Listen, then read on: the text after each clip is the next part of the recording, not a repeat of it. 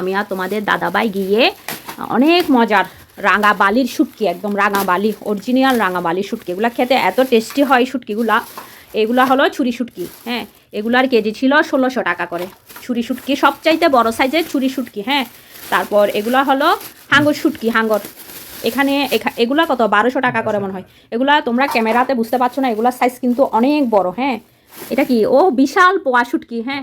একটা পোয়া শুটকির ওজন 500 গ্রাম থেকে বেশি মনে হয়। অনেক বড় সাইজের পোয়া শুটকি, হ্যাঁ। এটাকে পিস করে করে আমার এই পোয়া মাছটার ওজন প্রায় 1 কেজির মতো হবে। কাঁচা অবস্থায় 1 কেজির মতো ছিল। এটা শুকিয়ে 500 গ্রামের মতো হয়েছে। অনেক বড় সাইজের পোয়া শুটকি। পোয়া শুটকি আমার অনেক প্রিয়।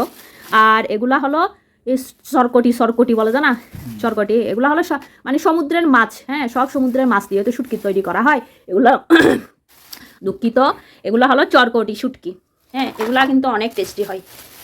তারপর আরও কী কী শুটকি বের হচ্ছে, কী কী শুটকি। এগুলা হলো চৈক্কা শুটকি, ওই যে সাগরের চৈক্কা মাছ আছে না, এগুলা হলো না ফাইসা শুটকি মনে হয়। এগুলা ফাইসা, ওই যে এগুলাকে ফাইসা শুটকি বলে, হ্যাঁ।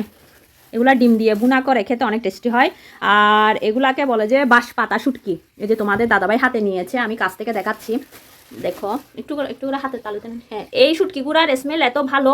এগুলা ফুটা বেগুন, তারপর কি বলে ওই দেশি ছোটো ছোটো আলু দিয়ে রান্না করলে খেতে কিন্তু হেভি টেস্টি হয়। এগুলো বাঁশপাতা শুটকি, হ্যাঁ।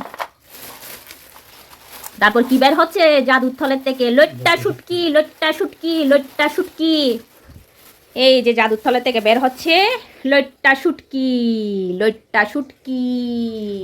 শুটকি, অনেক বড় বড় সাইজের, সব রাঙাবালি শুটকি। তারপর আরও আছে, এগুলো হলো চিংড়ি শুটকি, হ্যাঁ, চিংড়ি শুটকি। এগুলো 1 নাম্বার চিংড়ি শুটকি, সব রাঙাবালি চিংড়ি শুটকি, সব শুটকি রাঙাবালির। এই যে দেখো চিংড়ি শুটকি। তো এই যে দেখো এখানে প্রায় আমি 3000 টাকার মতো শুটকি কিনেছি। সব শুটকি আর শুটকি, সব আমার পছন্দের শুটকি।